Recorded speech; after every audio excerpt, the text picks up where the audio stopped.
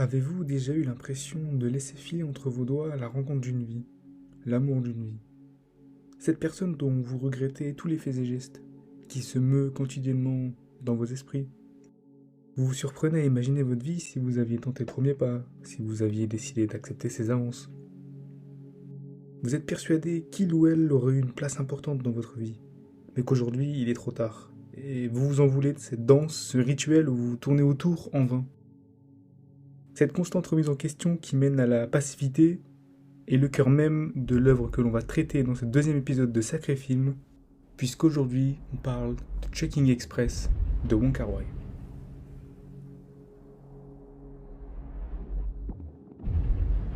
Pour poser le contexte de ce film, je vais très brièvement parler de son réalisateur, Wong Kar-wai, puisque beaucoup d'autres de ses films vont être traités dans différents épisodes, et ainsi vous en apprendrez un peu plus sur lui à chaque fois. Donc c'est un réalisateur né à Shanghai en 1956, qui fera ses études à l'école d'art polytechnique de Hong Kong, où il sera diplômé et deviendra rapidement scénariste pour quelques différents projets, et joindra un peu plus tard le groupe Team Creative, donc d'un autre réalisateur assez connu à l'époque, Barry Wong. Il faut savoir qu'à l'époque, malgré le fait qu'il n'ait seulement quelques projets à son actif, Wong Kar-wai a un style très démarqué, notamment une certaine profondeur au niveau des objets qui sont utilisés. On a des choses du quotidien qui deviennent très importantes et sur lesquelles on fait des fixettes tout au long de l'histoire. Il donne une importance toute particulière aux environnements et aux décors, qui sont ici pas forcément très travaillés dans le sens où ils sont faits de toutes pièces. Beaucoup de scènes sont faites caméra à l'épaule, sans énormément de prise de tête en soi, avec une certaine propreté des plans. Il filme ça entre guillemets à la va-vite, c'est l'effet que ça donne, mais c'est très bien réussi dans son style. Et tout au long de sa carrière de scénariste, il fera énormément de rencontres, et notamment celle d'un réalisateur très connu de l'époque, Jeffrey Lowe, avec qui il s'entendra très bien et formera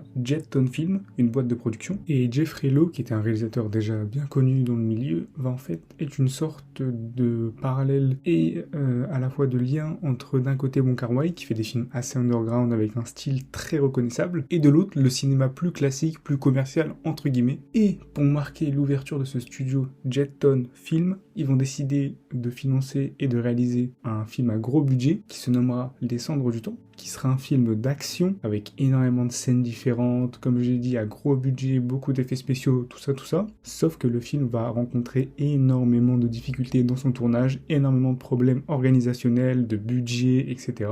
Ce qui fait que ce film va pas vraiment voir le jour comme il était prévu. Et en parallèle de ça, vous allez me dire, on est venu pour regarder une vidéo sur Checking Express et pas sur Les Cendres du Temps. Mais c'est là le point très important, c'est que Checking Express est né pendant le tournage des Cendres du Temps. En fait, Wong Kar-wai avait en tête une petite histoire, des bribes d'histoire, parce qu'il faut savoir qu'il n'a pas l'habitude de travailler avec un script complet. C'est-à-dire qu'il a des débuts de script, des points importants, et il part comme ça, sans vraiment une trame très précise et très détaillée. Et donc il prend beaucoup d'acteurs des Cendres du Temps, et décide en parallèle de réaliser ce petit polar qui sera en deux parties, Checking Express et Fallen Angel, qu'on traitera sûrement dans une autre vidéo. Et donc Checking Express est réalisé avec peu de budget, sans énormément de temps, et surtout sans énormément de décors, ni même de trame, comme je l'ai dit, scénaristique précise. C'est un peu fait au jour le jour, caméra à l'épaule, donc ça c'est un style qui sera très reconnaissable dans les autres films de Wong Kar-wai, et qui va donner naissance à ce film culte. Mais alors, quelle est l'histoire de ce film ? Le film se déroule à Hong Kong, dans une ambiance assez lourde, une atmosphère assez chargée, et dès le début, on va suivre une femme à la perruque blonde avec un long manteau qui va se balader dans un marché. Malencontreusement, on va bousculer un homme, un policier, un des deux policiers principaux, qui est le policier au matricule 223. Ce dernier a récemment été largué par sa copine et passe désespérément des appels à elle et à sa famille pour avoir de ses nouvelles. Oh là que c'est pas cool, frère. Et va tomber directement amoureux de la jeune femme à la perruque blonde, puis dans un élan désespéré d'appel et de réappel à toutes les personnes qu'il connaît pour essayer de renouer contact avec certaines personnes, il va se rendre dans un restaurant, un fast-food, et ce fast-food va être très important puisqu'il va être récurrent dans le film, et le vendeur de ce fast-food va lui conseiller d'aller voir ailleurs, de rencontrer d'autres personnes, puis on va se retrouver à nouveau sur la femme à la perruque blonde. C'est une femme qui est assez louche, on a très peu d'informations sur elle, on la voit manipuler énormément d'argent, puis dans un autre plan de jouer avec énormément de passeports, puis en fait on va comprendre qu'elle travaille pour des passeurs de drogue qui utilisent notamment des populations indiennes avec des faux passeports en tant que mules. Sauf que personne pour qui elle travaillait va lui laisser une boîte de thon. La date de péremption de la boîte de thon, c'est sa date de mort. Donc c'est une menace qui plane sur elle et qui lui fait pas énormément plaisir, Et puis on va de nouveau se concentrer sur le policier au matricule 223, puisque sa copine, comme j'ai dit plus tôt, l'avait largué le 1er avril. Lui, pensant que c'était une blague du fait que ce soit cette date précise, va lui laisser entre guillemets le bénéfice du doute et va lui laisser un mois. Pendant ce mois-ci, il va avoir une sorte de rituel un peu particulier qui va rejoindre ce que je disais plus tôt, la partie contexte. Il va acheter tous les jours une boîte de conserve d'ananas qui a une date de péremption du 1er mai. Pourquoi le 1er mai? Pour deux choses. D'un côté, ça permet en fait de fixer le mois qu'il lui avait laissé pour savoir si c'était une blague ou non, puisqu'elle l'avait largué le 1er avril. Donc d'ici le 1er mai, il serait fixé. Et d'un autre côté, puisque c'était son anniversaire. Et donc c'est un rituel très particulier qui rejoint ce que je disais avec la symbolique des objets du quotidien du film et qu'il va réaliser tout du long et qui symboliquement illustre aussi le fait que pour lui, son amour va tout simplement expirer et répondre à des règles d'expiration comme un simple aliment. Bon, malgré le fait qu'il achète tous les jours des boîtes d'ananas, il n'a aucun retour de son ex-copine et comprend que c'est définitivement fini. Il mange toutes les boîtes d'ananas qu'il avait accumulées et va essayer d'appeler toutes les femmes qu'il connaît dans son répertoire, mais aucune ne va accepter de sortir avec lui. Je te sens la mère de mes enfants, ça. Je t'aime trop, mon bébé. Eh gros, y a pas de bébé, mon pote. On s'occupe bien d'elle ici, mon pote. Qu'est-ce que tu me racontes, gros? Comme il est désespéré, il va se rendre dans un bar, boire énormément et se dire, à partir de maintenant, je tomberai amoureux de la première personne qui franchit la porte de ce bar. Et là, si vous avez suivi, qui va passer la porte de ce bar en première, ce sera la femme à la perruque blonde. Ils vont énormément discuter, il va essayer lentement mais sûrement de la draguer, mais elle, comme vous l'avez suivi juste plus tôt, elle est extrêmement épuisée et n'est pas du tout dans le mood. Elle est tellement fatiguée qu'elle demande de le raccompagner, ce qu'il fait, et il va la laisser dormir en lui laissant son numéro, et là, miracle pour lui, elle le rappelle le lendemain pour lui souhaiter un bon anniversaire. Puis à partir de là, on n'aura plus de nouvelles, ou presque plus de nouvelles de la femme à la perruque blonde, et on va retrouver le policier 223 qui va de nouveau retourner dans le fameux resto et échanger avec le vendeur qui lui dira qu'il y a une nouvelle femme qui travaille avec lui, qui s'appelle Faye, et il lui dit que cette dernière pourrait l'intéresser. Comme au tout début du film, ils vont se bousculer. Et on va dire qu'il est tombé amoureux d'elle. Sauf que, pas de chance pour lui, Faye va se concentrer sur un autre homme, le policier 663. Donc on va faire attention à ne pas confondre tout au long de l'histoire. Donc ce policier a une histoire assez similaire à celle de 223. Il vient souvent commander dans ce resto et échange de plus en plus avec Faye. Et notamment, tous les jours, il commande 2 repas, un pour lui et un pour sa copine, jusqu'au jour où il viendra commander un seul repas. Donc le vendeur lui demandera pourquoi ce choix aujourd'hui, et il précisera que sa copine, qui était une hôtesse de l'air, l'a largué sans lui donner énormément de détails et d'informations. Il précisera que sa relation était assez courte et que ça lui a fait mal qu'elle l'ait lâché sans plus d'informations, surtout que vu son métier, elle ne peut pas le croiser assez souvent, elle voyage énormément, et pour lui c'était une véritable rupture très douloureuse. Puis le lendemain, cette même hôtesse de l'air vient déposer une lettre pour le policier 663 dans le restaurant, puisqu'elle sait qu'il vient souvent, et cette lettre-là, le vendeur va la proposer au policier le lendemain dès qu'il repassera, sauf que ce dernier va refuser de la prendre et dira qu'il la prendra plus tard, et va repousser cette lettre tout au long du film. Donc vous vous demandez peut-être ce que contenait la lettre. Tout le monde l'a lu dans le restaurant, hein, c'est un secret de polichinelle au final, et elle contient le double des clés de l'appart du policier 663 et un mot confirmant la rupture en fait de leur couple. Donc c'était une lettre que 663 ne voulait pas lire, mais 663 a de plus en plus d'interactions avec Faye, et tout le personnel du fast-food le remarque, et dès que 663 arrive pour commander, tout le monde s'éloigne et les laisse entre guillemets en tête-à-tête, qu'ils vont énormément échanger, et étant donné qu'il est vraiment affecté par cette rupture, il décide encore de ne pas prendre la lettre et de repousser la laisser au resto, et il va prendre quelques jours de repos, jours pendant lesquels il va être cloîtré dans son appartement et faire le tour de ce dernier en se souvenant des différents moments qu'il a passé avec son ex-copine l'hôtesse de l'air. Pendant cette période, il va faire énormément de fixettes sur certains objets très précis, notamment que ce soit une serviette, du savon, et presque leur parler comme si c'était des humains. Puis, quand il se décide enfin de ressortir et de reprendre une vie un peu normale, il se balade, et dans les rues d'un marché, il croise Faye par hasard, et ils font un bon bout de chemin ensemble à pied. Pendant ce bout de chemin, ils vont énormément échanger et partager leur vision du monde respectif,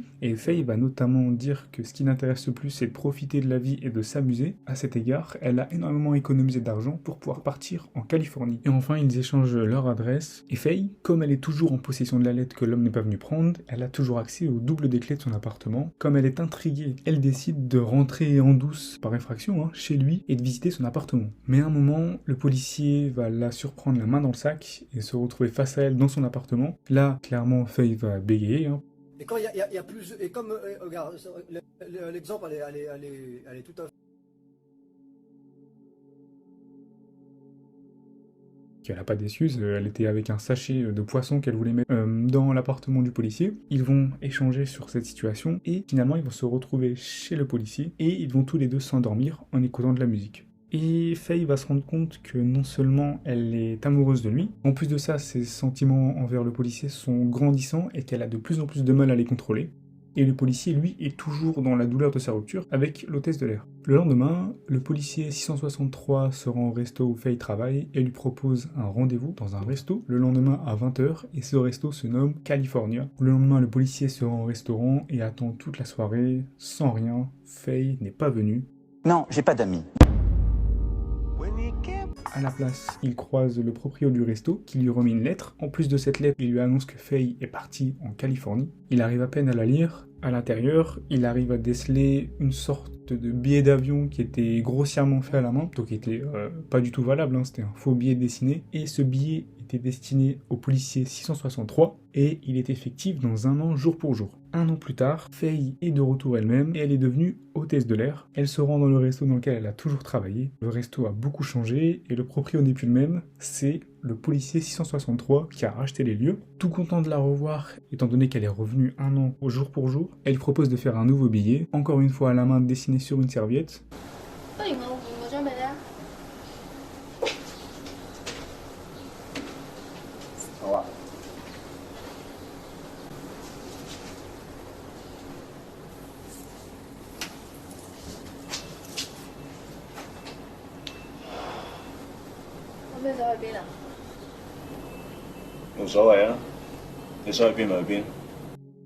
On va maintenant répondre à une question. Pourquoi est-ce que j'ai décidé de vous parler de ce film? C'est un film d'un réalisateur que j'apprécie beaucoup, Wong Kar-wai. Malgré le fait que j'ai fait une description assez basique et assez courte de ce personnage, mais il a une particularité dans la manière de filmer, dans la manière de mettre en scène ses histoires, et notamment dans son scénario. Donc comme je l'avais dit plus tôt, il a l'habitude de travailler avec des scénarios qui sont parfois pas finis, ou même des débuts de scénario, et d'en faire tout un film. Et donc ce que j'apprécie tout particulièrement chez lui, et dans ce film-là, c'est sa capacité à donner un scénario qui est à la fois riche, mais à la fois simple. On partage l'histoire de 2 hommes, 2 policiers qui sont complètement bouleversés par une rupture amoureuse et qui vont tenter tant bien que mal de reconquérir d'autres personnes, d'autres femmes, mais vont faire les mêmes erreurs qu'ils avaient fait plus tôt dans leurs anciennes relations. Le film peut faire écho à beaucoup de personnes qui ont eu des ruptures difficiles ou qui ont eu des relations même assez complexes, et c'est pour ça que c'est un film qui a très bien vieilli, puisqu'on suit plusieurs personnages. Par exemple, avec le policier, on a énormément de scènes où il avance tout simplement et fait sa vie, et c'est lui-même qui, par-dessus l'image, nous décrit ce qu'il fait et ce qu'il ressent. Et donc le film, c'est une sorte de journal intime des différents personnages, puisqu'ils donnent tous et retranscrivent leurs sentiments et leurs peurs. Et cette double face-là, entre ce qu'ils sont vraiment et ce qu'ils montrent à l'image, est très intéressante et très bien exploitée dans ce film. D'autant que des émotions, les personnages de ce film vont en avoir beaucoup, puisqu'ils vont aller à travers des hauts et des bas, et vont surtout être parfois assez surpris de la situation, et ce film, en fait, traite, comme je l'ai dit dans l'introduction, une sorte de passivité. Au lieu d'aller chercher les choses et de faire le premier pas, les personnages ici sont partagés entre une certaine dualité. D'un côté, ceux qui entreprennent et qui vont vers la personne, et de l'autre, ceux qui reçoivent le premier pas. Cette dualité entre les personnages, elle traite et décrit les relations amoureuses à travers un prisme qui est assez particulier et assez intéressant, surtout dans la manière où c'est exploité dans ce long métrage. Et les personnages ont aussi des évolutions qui sont assez intéressantes et qui parfois peuvent laisser un peu dubitatif, puisque certains se retrouvent dans la même situation qu'au début, notamment le policier 663, puisque la décision de Faye de partir en Californie est assez surprenante. Alors bien sûr, on nous l'avait expliqué plus tôt, elle avait elle-même dit qu'elle avait mis de l'argent de côté, mais en fait cette décision de partir en Californie, elle est quand même assez pertinente, puisqu'elle sait, puisqu'elle-même le dit, qu'elle aime le policier 663, que si elle était venue au rendez-vous, ça se serait sûrement bien passé, et qu'elle aurait eu encore plus de mal de s'affranchir de ses sentiments et de prendre la décision d'aller en Californie. Et donc ce sacrifice-là qu'elle a fait, il est extrêmement mature et peut casser avec l'image qu'on a durant tout le film. Et elle fait preuve d'extrêmement de maturité à la fin du film, ce qui montre qu'elle a beaucoup évolué et que toutes les aventures qu'elle a eues avec lui, notamment dans son appart, l'ont fortement construit. D'un point de vue musical, le film est aussi extrêmement riche. On retrouve quelques musiques qui reviennent assez souvent, notamment California Dreaming. Bon, c'est assez intéressant intéressant du coup, puisque ça rejoint l'idée de Californie que Faye essaie d'atteindre. Dreaming, ça renvoie au rêve, puisque certains personnages semblent être assez, comme je l'ai dit, passifs, ou même se laisser un peu emporter par les événements de la vie, comme s'ils étaient en train de rêver, comme s'ils étaient dans la lune. Ça, c'est de manière générale un gimmick assez récurrent dans les films de Wong Kar-wai. La musique accompagne l'histoire et les personnages. En fait, la musique n'est pas là pour donner du rythme au film, mais donner du rythme au sentiment des personnages. Elle est là pour retranscrire ce que ces derniers ressentent. Coupler la musique d'un côté, ce que je dis plutôt avec le fait que les personnages sont parfois narrateurs de leur propre histoire, on se retrouve avec une dimension personnelle qui est très profonde. On peut saisir quasiment tous les sentiments des personnages. Et d'un point de vue visuel, le film est assez beau. La manière dont c'est filmé et les caméras qui sont utilisées rendent l'image très intéressante et visuellement très parlante. On déambule dans un Hong Kong assez sale, assez vieux, assez mal entretenu, avec énormément de pauvreté, et on a un environnement qui en fait paraît assez hostile. Et parmi toute cette ville qui est assez dense et assez presque malaisante, crée une oppression sur les personnages, on a certains points clés, notamment le restaurant qui est une sorte d'oasis dans ce désert-là, dans ce désert aride et qui permet aux personnages de se retrouver. La photographie est aussi très intéressante puisqu'en plus de jouer avec les simples décors environnement, on a un jeu de couleurs qui est très intéressant et une mise en scène aussi. Comme je l'ai dit au tout début, c'est filmé presque caméra à l'épaule dans certains moments et ça peut donner l'impression d'un film qui est assez mal filmé en soi. Mais en fait, cette caméra qui est en mouvement perpétuel, qui est presque en train de trembler, ça donne une proximité avec les personnages et presque l'impression qu'on est en fait nous-mêmes un personnage en plus qui se balade et qui essaie de filmer un peu ce qui se passe. Qui donne d'autant plus d'importance aux différents plans qui sont pour certains extrêmement beaux et extrêmement bien réalisés. Et au-delà de ça, comme je l'avais dit plus tôt, il y a une certaine importance des objets dans ce film et les objets viennent apporter en plus une expression des sentiments des personnages et ces échanges-là avec les objets témoignent en fait d'une certaine profondeur et d'une immersion au sein de l'inconscient des personnages. Et le point le plus important en termes d'objets, c'est, comme je l'ai dit au début du film, les boîtes de conserve d'ananas, puisqu'elles vont avoir un point symbolique et offrir une profondeur et offrir différents champs de lecture à l'œuvre avec la notion de péremption. Puisque non seulement les humains vont avoir des dates de péremption, comme on l'a vu au début avec la femme à la perruque blonde, mais aussi les relations, ou les sentiments, ou les projets, puisqu'on a notamment vers la fin le billet d'avion qui est marqué pour être utilisé dans un an. On a aussi célèbre exemple avec la boîte d'ananas qui là met un terme à la relation et donc à l'espoir du personnage de revoir sa copine. Et donc c'est cette utilisation des objets, des dates de péremption, des musiques, de la photographie, des plans, toutes ces couleurs, tous ces éléments-là et l'excellent jeu d'acteur des personnages vont faire de ce film un excellent film. Et donc j'espère que vous comprenez à quel point ce film est riche, à quel point ce film offre de perspectives de lecture et à quel point ce film peut parler à énormément de personnes. Et c'est pour toutes ces raisons que j'ai décidé d'en faire une vidéo et j'espère qu'après cette dernière vous aurez envie d'aller voir le film. Nous, on se quitte ici pour ce deuxième épisode et on se retrouve très bientôt pour le troisième.